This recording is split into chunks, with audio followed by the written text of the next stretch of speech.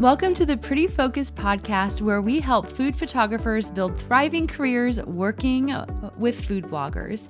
I'm your host, Melody Fisk, and whether you're just starting out or you're already on your way to becoming a pro, this podcast is here to give you the tips, insights, and inspiration you need to succeed.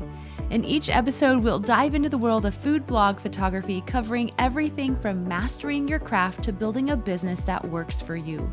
We'll also bring you real stories from our community, expert advice from our coaches and food bloggers, and actionable steps to help you take your next big leap. Thank you so much for joining us. Now let's dive into today's episode.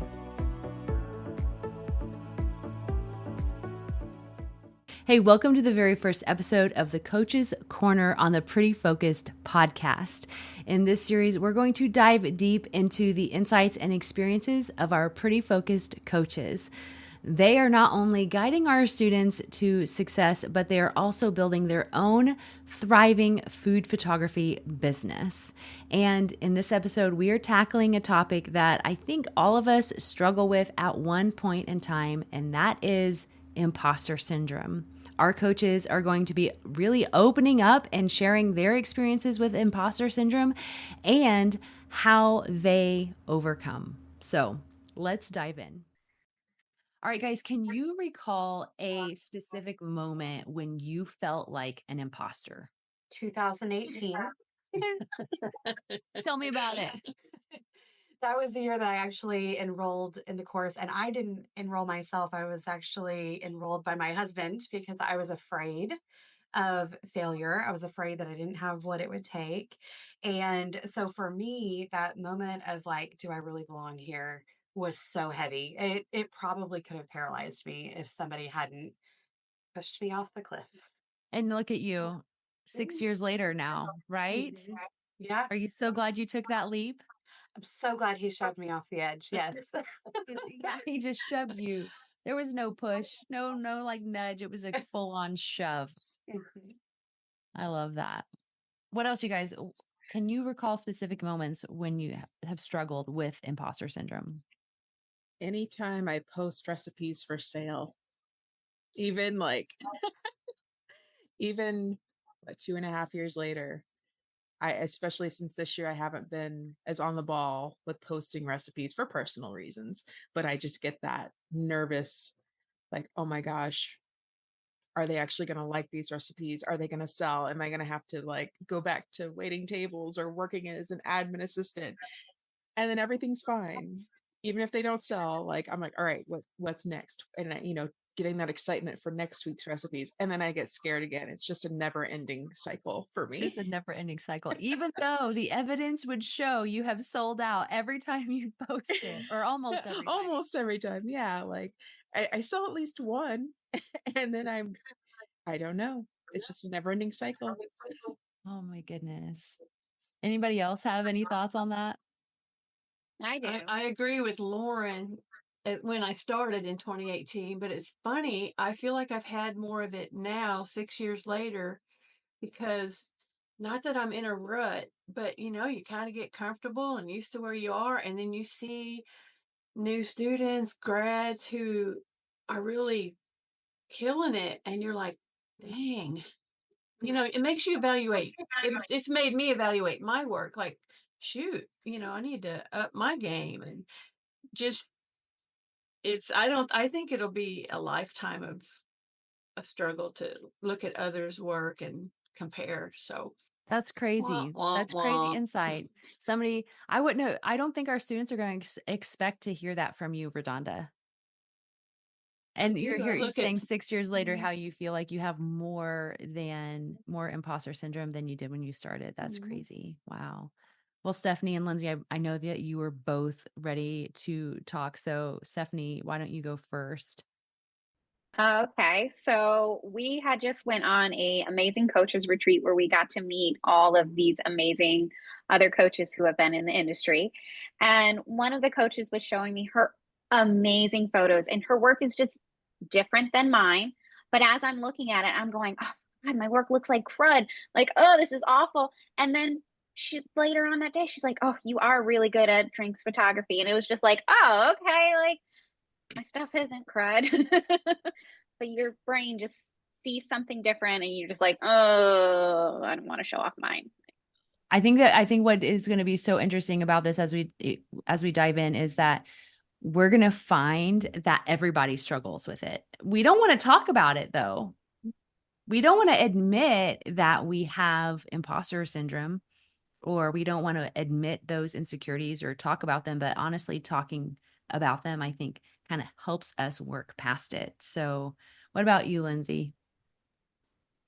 I mean, to be brutally honest, I deal with it every single day still.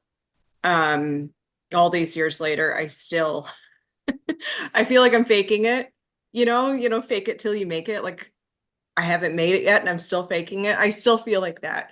It feels like every session is kind of a fluke thing.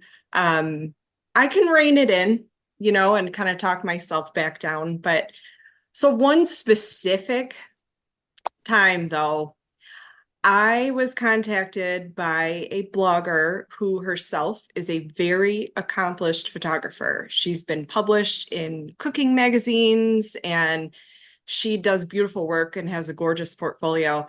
And I almost didn't tell her yes because I was so intimidated to work with her. I'm like, what does she want with me?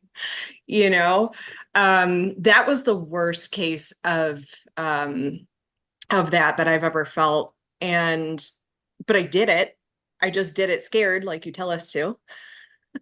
And now I've been working with her for about 2.5 years. Wow.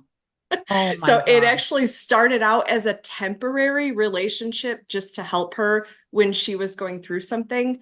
And it ended up working so well that now 2.5 years later, she'll take every session I can give her every month. And she's my favorite to work for. So Wow. you can't let that get in your way and make you say no when you feel intimidated or feel like you're an imposter. Because sometimes that can turn out to be like the best relationship you have. So yeah, What it's we tell cool. our boys is you can't be brave if you're not scared, Mm-hmm. right? And I'm like, well, Yeah. I want to be brave. I like to think that I'm brave. I don't like this scared feeling, but I realize, oh, doing something scared actually makes you brave. Mm-hmm. So Because good. if you do things that make you feel comfortable, that's just doing things. That's not being brave at all. What is And so oftentimes whenever you take those steps, you're just going to be so surprised at what's on the other side. I have written down growth only happens when you're uncomfortable. Oh, It's true. it's so true. That is And so true. I also have written down, it's a quote I read from another food photographer. If you let fear of failure take over, then you'll be afraid to try. Oh, wow. I have I this put that printed off down. on my fridge Look at right you next to me. guys on the Like, other side of scary is growth. I love all these quotes that you guys have like ready to go, like right there on your computer monitors, just to continue to encourage you in your own journey. That's amazing. So, does anybody else have any like personal experiences with imposter syndrome? Well, like pretty recently, I had decided to go back into selling exclusives. So I kind of had the same like Alicia thing where I'm like, but what if nobody buys my stuff? And you sold out, then didn't you? I did. I think you just sold out yesterday or today, if I'm recalling correctly, didn't you? Mhm. Twice this week, yeah. Okay. But still, you post the stuff and you're putting yourself out there and yeah. Yeah. And I think that's important for people to know too, is that, we talk about they're running their own business, like as they're coaching, like they are not just like running their own business. They're like actively posting in the Buyers Club. Like our coaches use the Buyers Club to sell their work. So you are going to see the coaches utilizing the Buyers Club. You're going to see them reaching out for new clients. You're going to see them posting for, their recipes for sale because they are actively working with clients. And so that's what I love. I think that's what's so valuable is that you you are a couple of steps ahead of people, right? In your journey, and you are just, you got like hands extended, pulling them alongside you, to kind of get them to the next phase. Does anybody else have anything they want to share about imposter syndrome? Mine, I struggle daily. And I think we can all relate to that. But mine overflows into my home life too, because I feel like a lot of days I have a very full plate. And most of you, everybody here knows, but for those who don't know, we're a homeschooling family. And I have the imposter syndrome that's like, I want to be the hero. I want to do it all. And I'm one person. And so I struggled there because when you have homeschooling and cooking and diapers to change and work to do and coaching feedback to give, it can feel overwhelming. And I am the kind of person where I just want to do it all, you know? And I have had to learn to, well, one, we've changed our curriculum. So it's more student led this year than mommy led, and that has been really helpful. And we're not there yet. I think Ivy mentioned that at our retreat, and that really stuck with my heart because we have to stay focused on the yet part. It's okay to not be there yet, as long as you're taking those baby steps every day. That's what counts. So for me, I have had to learn to delegate, even with simple tasks like washing the dishes or swapping the laundry. Like I said, it carries over into our home life as well. But if our older children can help do that, and my husband is here and he can do things, I may want to do it all. I may want to be the hero, but if I'm doing it all, I can't give 100% of myself in all of it. So I have to learn to step back and let others do what they can do so that I can give my 100% where it counts, where I'm most needed. That's so good. That's so good. I used to think that asking for help, like, sealed the deal on the fact that I was an imposter because I couldn't do it all. Yes. Like, I didn't know everything. I don't have all the answers. Like, I'm not the best, like in all the areas of, and whenever I would have to go and ask for help in those areas, it made me feel like I wasn't good enough. Right. Because I didn't have the answer. And they did. And I could see how they knew so much more than me. And I was like, but I own my own business. Like, I'm helping other people establish their own business. And how can I have to know everything. I have to do it all.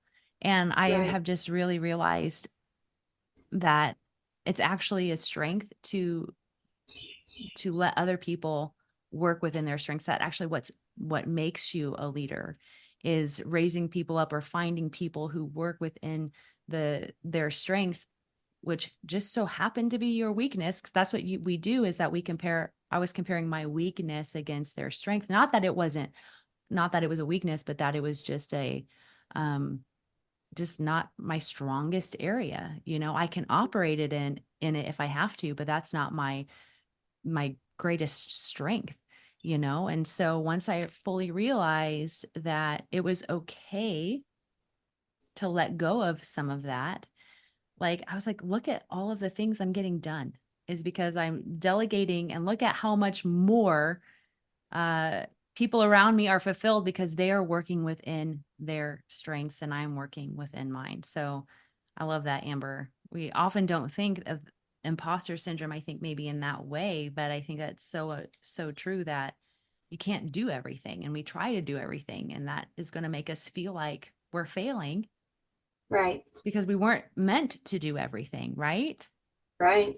My husband says all the time, he says, I can change a diaper or I can bathe a baby, but I can't work that camera. So you need to get over there to your styling board and you need to work that camera. I love that. Yeah. That's awesome. Yeah.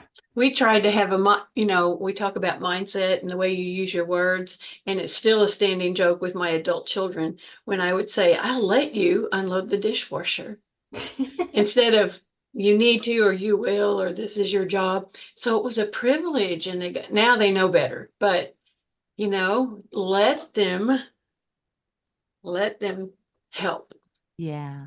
People want to help too. Yeah. That's the thing I've learned too. People want to help. And I have said, like, no, that's okay. I'm good. I'm good. And I didn't realize how that actually hurts relationships whenever you don't let people help. My husband is always asking, when I tell him I have a busy week and I have to do this, this, and this, he's like, what can I do to help? And I know when I say nothing, I have to do it all myself, it does hurt him a little bit.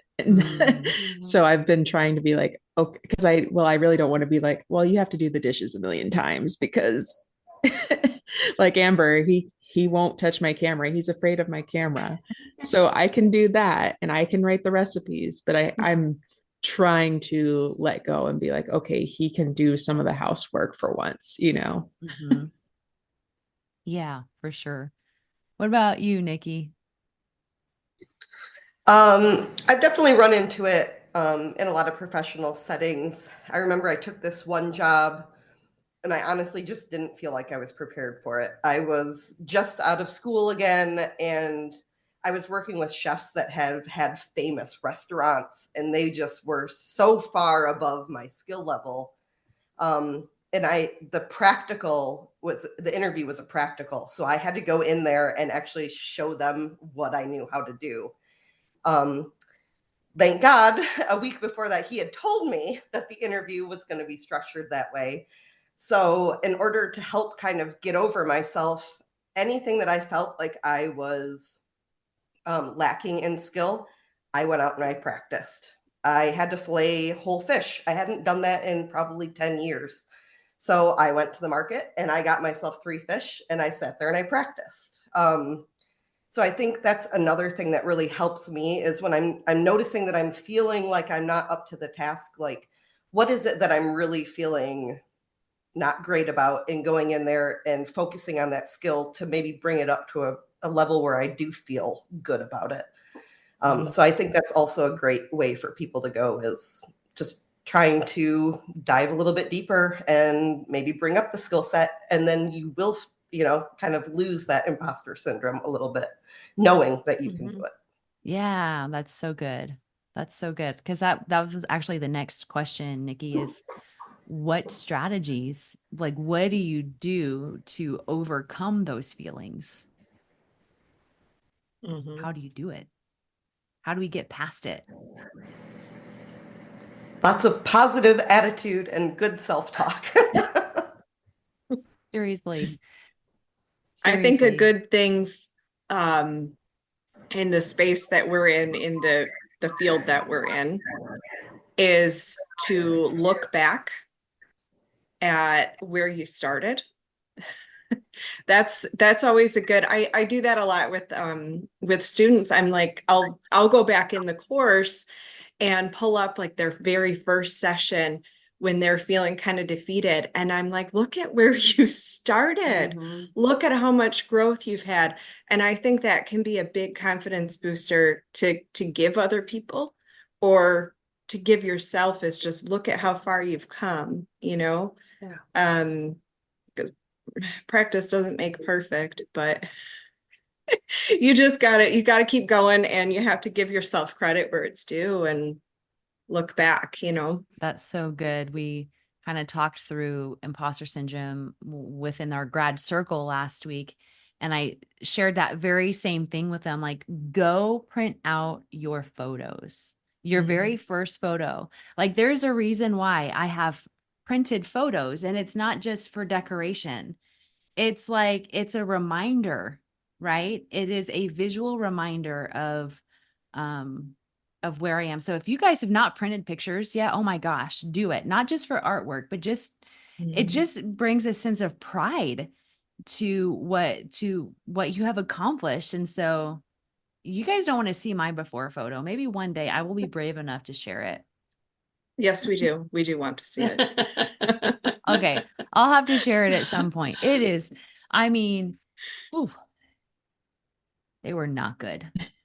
They were not good at all. And but it's ingrained in my memory to and just to see where I've come. You know, I think for grads, hanging up that grad certificate you get in the mail, you know, your before photo, your certificate, your after photos, you know, it's just you got to have those reminders in front of you. But what other strategies, what other things do you guys do to help you overcome? I surround myself with a community that is there for me. Yep. I was in this industry before I joined Pretty Focus, and it was me against the world. And then to join a community like Pretty Focus, where you're all going through the course at the same time, and you kind of retain a little handful of the friends that you make with just private messages. And when you're feeling low, you just go, "What is? Give me some tips or whatnot," and they'll be like, "What are you talking about? That looks great. You're losing your marbles." Like, what? Yeah, community is so important. A good community is so important. We talk about that you know, a lot, and we discussed it at our retreat. Where it was like acknowledge when you're down, but then don't stay there. You know, as a community, and I think that you have to do that for other people. I think you have to commit to that of I am not going to leave you there. I'm not going to leave you there, Stephanie. Like I will acknowledge it with you, but I'm not going to leave you there, because letting you stay there does not help your imposter syndrome, or it does not actually lift you up, right? And so I think that we have to kind of take that kind of make that little commitment to ourselves and the people we're in community with, that I'm not going to let you stay there. Right. Because nobody wants to stay down. Nobody wants to stay down. Right. I And think usually we share with people because we're looking to be lifted up. Right. Do you guys share with people and hoping that they're just going to drive you down further? Right. That's not why I open up to people. It's because I want them to lift me up, not to make me feel worse about myself. And so we have to make sure that we're doing that. I mean, I was just going to say, I just think it's such a simple thing that we can do for each other without asking as a community. Just take a second to tell somebody that they're doing a great job, or that their work is beautiful, or you see some growth in them in some way. Because it costs you nothing. And most likely that person is dealing with the same feelings of insecurity that you are. So 2 seconds, like, hey, this is beautiful, great work. That can go a long way to somebody, you know. So good. It costs you nothing. It doesn't cost anything to be kind to somebody and to encourage somebody. And people need those words. They need without being asked, you know, just kind of sprinkle some kindness, you know. Absolutely. Absolutely. Okay, Radonna, what were we going to say? Well, I was agreeing that lift me up, but then don't leave me there, even challenge me. Because I don't want somebody to, if I'm feeling imposter syndrome and people are like, oh, your work is great. And I appreciate that. I do. It, you know, who doesn't want to hear the sprinkle kindness? But then help me grow, help me move beyond this. And so like, if I'm struggling in a certain area, I'll go and study a ton of blogs and other people's photos and just be inspired and encouraged. And Lindsay, I should leave more like, this is beautiful, like, you know, the free kindness kind of thing. I should do that more. Oh, and no, you do that plenty. But I mean, so I go study and learn and then be inspired by others. And I take a break sometimes too. Sometimes it's just a mental fatigue thing, and I'm like, just step away. Absolutely. Come back, and then come back with fresh eyes and fresh ears to hear from others. Absolutely. Stepping away is important too. Social media is in our face. And, you know, I follow people to be inspired, but sometimes I have to unfollow or just mute people. Because I'm working through something, and every time I see a post of theirs, or I'm going through like a discouraging season, I just feel like it doesn't help. And so I've just kind of had to draw some boundaries there. Love those people, wish them the absolute best, but for my heart and my mind and what is best for me is to set that boundary. And maybe I can unmute them at one point. But like for me now where I am, it's like I have to focus on working through these current feelings that I have of imposter, or that, I'm not going to be successful enough, or I'll never get there, or whatever it is. I think in this, you kind of hit, I mean, everybody's kind of like got my wheels turning over here over things I want to say. So with social media, like one thing I realized years ago, because, we're millennials, most of us are millennials. We're on that cusp of, we remember the time when we did have social interactions, and then MySpace and Facebook and all that came along, and people edit out their lives for social media. They're not going to show the negative.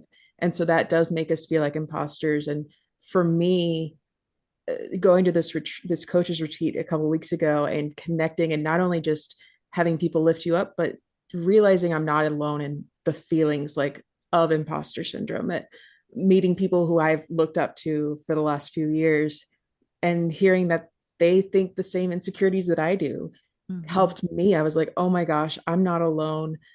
This person who is amazing in my eyes, they go through the same things as I do, and they see me as amazing.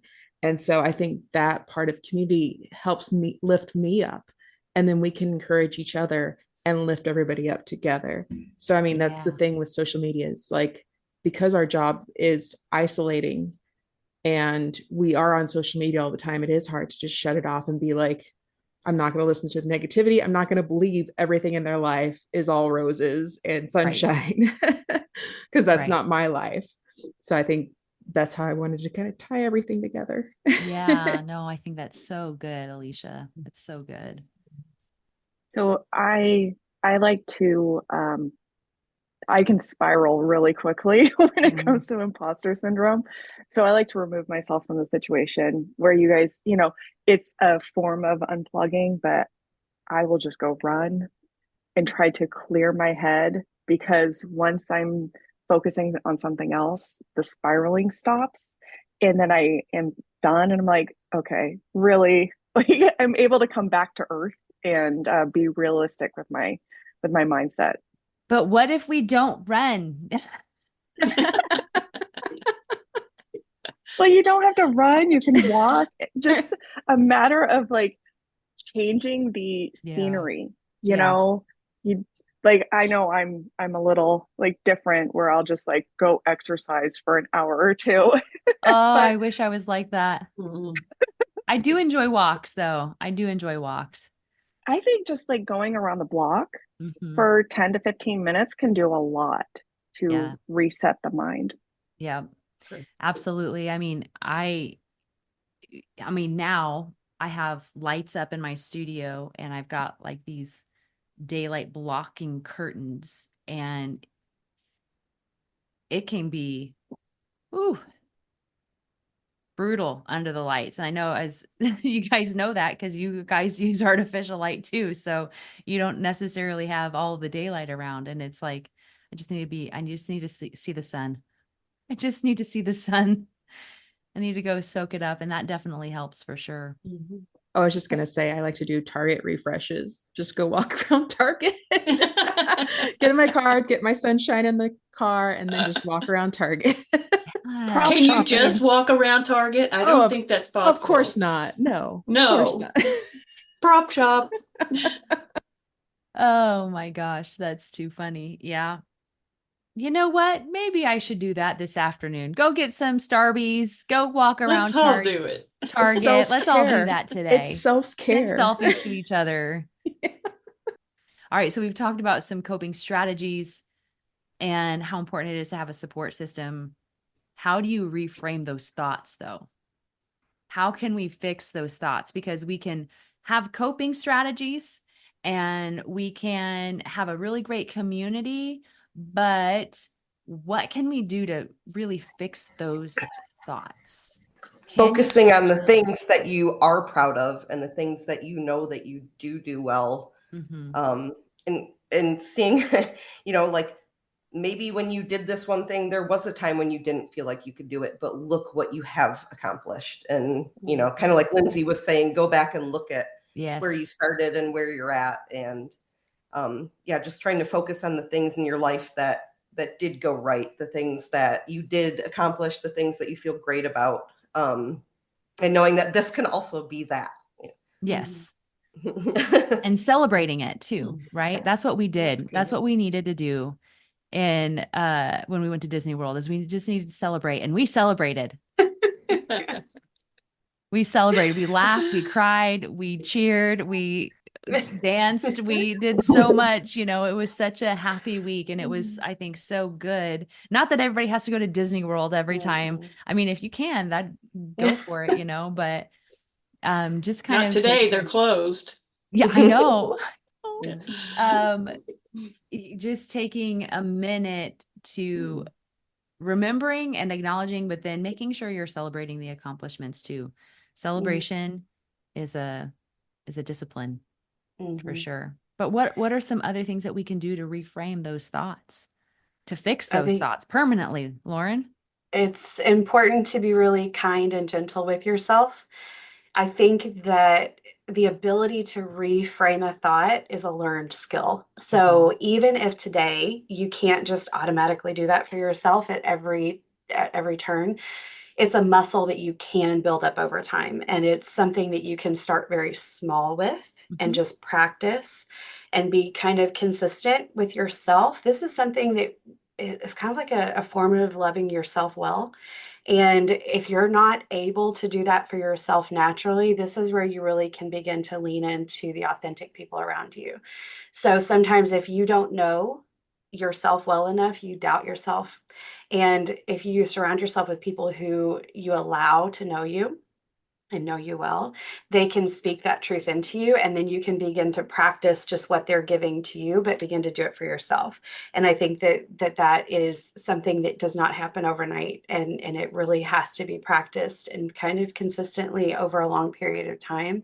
But you'll find in the beginning with the little stuff, it's very difficult. But by the time you get to the bigger stuff, if you've been practicing, it becomes very second nature. And you get to the point where you're not only being able to do that for yourself, but it's pouring out of you to everyone around you. So it's a contagious thing. I highly recommend it. Is this something that you want to catch and spread? Absolutely. Yes. I was going to say, you guys are giving such great advice. I think it starts with an attitude of thankfulness. Mm. I think that counteracts negativity, because thankfulness, I don't think also comes natural. And so you can say, thank you that I was able to take that terrible photo. You know, you can just say, thank you that I have, like Nikki said, I've come this far. I can do this. You know, can I grow? Absolutely. But thank you. You know, it's contagious, like Lauren said, the positive mindset. Yeah. So be thankful. Well, and I touched on this earlier too, but having the mindset of I may not be there yet, but I'm actively doing something to get there. And yeah, I totally agree with what everybody else is saying about print a picture that you're proud of and look at pictures that, you know, you're not so proud of from the beginning and see where you've said in the past, okay, I'm not there yet, but I want to get there. And then look at where you are now and look at where you want to be and focus on where you want to be. Take those little steps, even if it's just a tiny thing every day, you're winning. You know, you're taking a step in the right direction. So focus on yet, you know, like what was said before, because that has really helped me.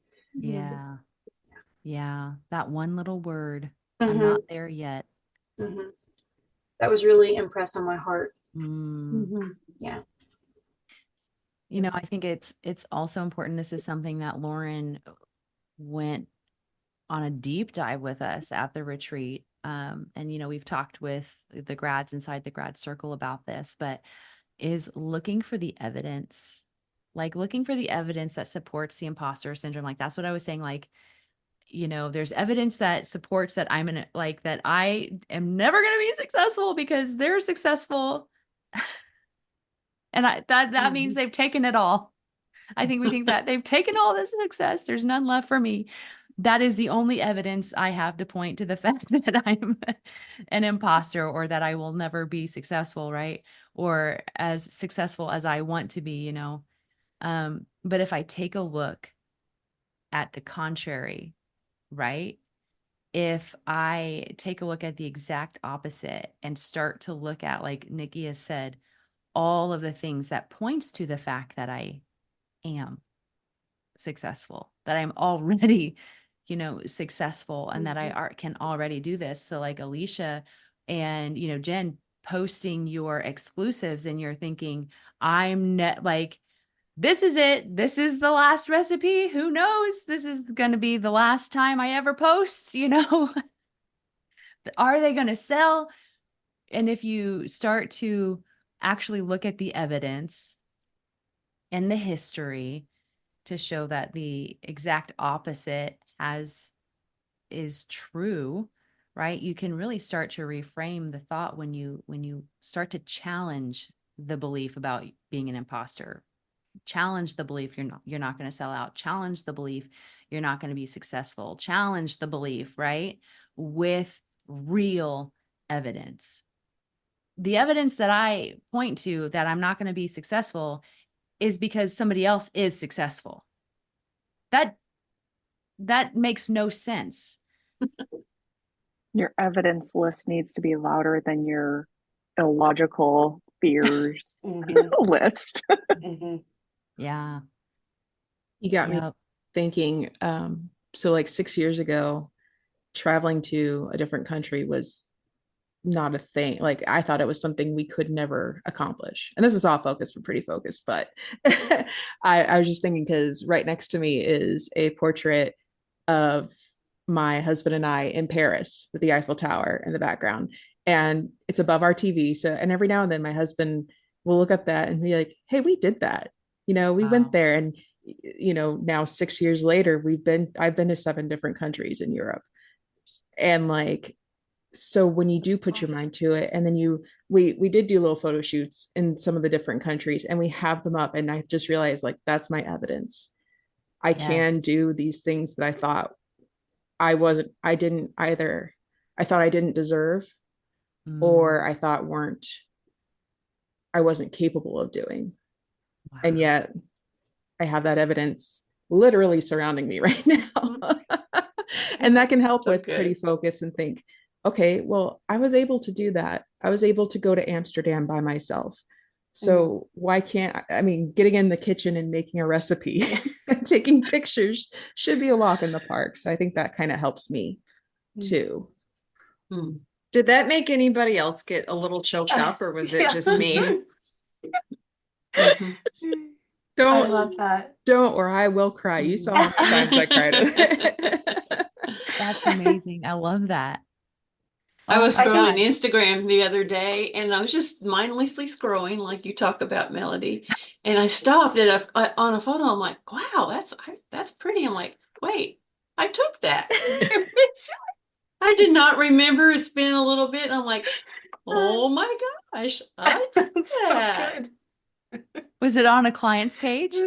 Yeah, they had posted, the recipe on their Instagram page, and I was like, oh, that's awesome.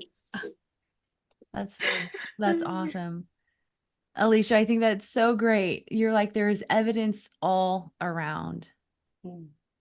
There's evidence all around. You're never going to look at those pictures the same way again, are you? No. And I think to remember to look at those photos when I do, struggling with anxiety, and just when I get in those dark moments, just literally look up and see the evidence of the things you've done. And no, I'm not going to get choked up. I'm not going to get choked up. You can do it. Sorry, Lindsay. No, Lindsay, not you. And like the award ceremony we have, and I have that on my wall next to the acting award I got earlier this year, and having those accomplishments around me. And even somebody once told me, like, there's so much negativity in the world. You need to fill your space with positive images. And so getting off social media and posting printing those photos of your food or whatever, they have so much power. And when you post those, even if they're just the little sticky notes of affirmations, like that helps so much with your mindset. Oh my gosh. And now I'm rambling. Oh no, Melody. No, that was not a ramble at all. It was good. That was beautiful. When you are feeling down, when you're in those dark places, look up. Look up and see the evidence all around you that says otherwise. Dang. Another thing I was reminded of just listening to everyone, earlier this year, I was discouraged. I went through imposter syndrome coming on as a brand new pretty focused coach and very recent grad amongst all these other super incredibly amazingly talented women who I look up to. And I mean, one, what an honor. But two, Pretty Focus gave me the courage to reach out, to reach out to someone about helping with their magazine. And what I was going to say is, you can't succeed if you don't try. You can't take those. I mean, just trying is a baby step, and you never know where that may lead. And all year I've had my photos now published in a magazine, and I've had another opportunity with another magazine, and it is like, if I would have never tried, if I would have never asked, I mean, she could have said no, and that's okay. Yeah. Then put my focus somewhere else. But if I would have never given that a thought, or if I would have said, no, you're just not good enough to do that, I would have never known the outcome. I would have never known where I am now. And so being thankful for trying, and having that courage, and the community backing you, ties into what we were talking about earlier, the community. So Pretty Focused has inspired me a lot to just do things that I never thought I would ever do. That's amazing. Yeah. So That's amazing. I think we hear that, like, you can't succeed if you don't try. And we're like, oh, good quote. but it's true. That's a good one. That's a good one. That's a great quote. I'm going to print that off and remind me. But we actually don't ever really take action on that because we just think it's a nice quote. But I think all of you here are proof that that quote and the stories that you have just shared, just how true it is that, Lindsay with your client, Redonda, Alicia, like all of you guys didn't know until you actually tried. Yeah. You gotta live it. Yeah. Yeah. That's Do so it good. scared. Do it scared. That's right. So what advice do you guys have as we wrap up this very first episode of Coach's Corner? I'm so excited about all of the episodes to come. What advice do you have for others who are struggling with imposter syndrome? Whether these people are struggling with imposter syndrome, Lauren, because they're scared to join the course and they're afraid that they're not going to be able to do it, right? Or maybe that they are in the throes of the course and they see all of the photos around them and they see all of the people ahead of them and they think all the success is gone, right? Yeah. That's what I think. I think the success is gone. It's like limited. Isn't that like, that's the most limited mindset ever, is that there's only so much success in the world. But you guys, what advice do you have for people? I would say relentlessly hunt down the areas where you feel resistance to yourself, name it and claim it and fight for it, because you're really the only thing that's holding you back. Yeah. I would recommend asking for help too. If there's a specific area that you're struggling with, maybe just putting it out there and asking, the coaches for help, or whoever, your family, maybe you have like a buddy in the course that you're going through the course with.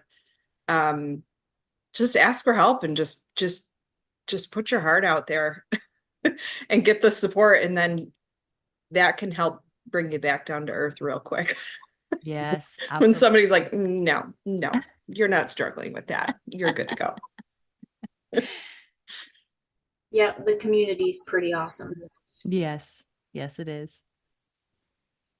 I would add too, even when you are struggling, to try and use that to your advantage. You know, there's a lot of learned lessons in failure, or things just not turning out the way that you wanted it to. And I think, you know, going back to like doing management positions, you learn so much more from actually bad managers than you do good managers, because you kind of learn what you would do differently or what not to ever do, or just you'd find your own path. So I think, you know, taking those setbacks and using them actually as a springboard to continue going forward, letting it fuel you instead of kind of dragging you down. That's so good. Yeah, that, you know, you're a lifelong learner. You're constantly learning. You don't know it all. Sometimes you win, sometimes you learn, right? Yes, that's an excellent quote. Look at all these quotes. Love that. Stephanie, what about you? What advice do you have for people struggling with it? I say that this is not a life or death situation. We got to remember why we're doing this. Most of us chose this because we had a passion for it. And we can't forget about the passion, to stay rooted in the whole reason why we started. You know, a lot of people don't have the blessing to have that job that they love to get to every day. And sometimes it becomes mundane and you forget why you're doing this, and just to stay rooted and know that you're lucky and blessed to have what you have right now. Yeah, that's good. I love that. It's not a life or death situation. We feel like it is, right? But it's not. No, what's the worst? You screw up on a picture, you got to start again. I've been doing this for I went to high school for culinary arts. Do I still burn chicken? Yeah, I burnt it earlier. My whole basement here was smoky, and I was afraid it was gonna be all foggy for the Zoom. But we all make mistakes still. You just got to go with it and roll and get back at it. Yeah. My husband will ask me, okay, Melody, like, what's the worst case scenario here? And when I say it out loud, I'm like, well, actually, I guess it's not that bad. You know, like how many of you guys here on this call have taken a blurry photo? I still take blurry photos. How many of you guys have burnt something? Today. Yeah, right. How many of you guys have had to rephotograph a recipe this month? Like, you know what I mean? Like, like it didn't turn out the way you wanted it, so you got to rephotograph it. Like, this is, you know, this is real. These things happen. And, you know, there's a quote that says, but what if I fail? Oh, but darling, what if you fly? And I think that first part, but what if you fail? And the reality is, you're going to burn the chicken. You're going to take the blurry photo. You're going to say the wrong thing. That is the reality. We are human. Nobody is perfect. We are going to have moments that we hopefully learn from. You know, hopefully we learn from it, like Nikki said, and we don't just wallow in it, or, you know, we quit because of it, or, you know, or just blame it on everybody else. You know, we are going to have those moments where it's not perfect. On Tuesday, I had to do a layered Jello mold, and Nikki and I had poured it on Monday. Tuesday, I tried to unmold it, and the layer, the bottom layer is white, and then the top layer is red. And the red seeped in and ruined the white layer. And I texted Nikki, and I'm like, I was so upset. But I had thought ahead that this may happen. So I had bought extra of everything, luckily. So she and I texted back and forth, and we were like, okay, here's what we did wrong. We greased the pan. We shouldn't have greased the pan because that created, we needed some adhesion to keep the Jello, stuck to the pan so it didn't leak in. So we came up with, a plan to just try it again. And I tried it again right then and there, and it worked out perfectly. We had great adhesion. The layers stayed separate, and it was beautiful. I wanted to quit. And yes, I threw it in the garbage in a fit of rage. But you got to get back on the horse. It turned out beautiful. I will show you guys the pictures because it was bad. The first one was like swirly. It was so bad. Oh, that's so frustrating. But yay for Nikki. I'm always the cheerleader. I'm the positive cheerleader. I bring the positivity. She does. That's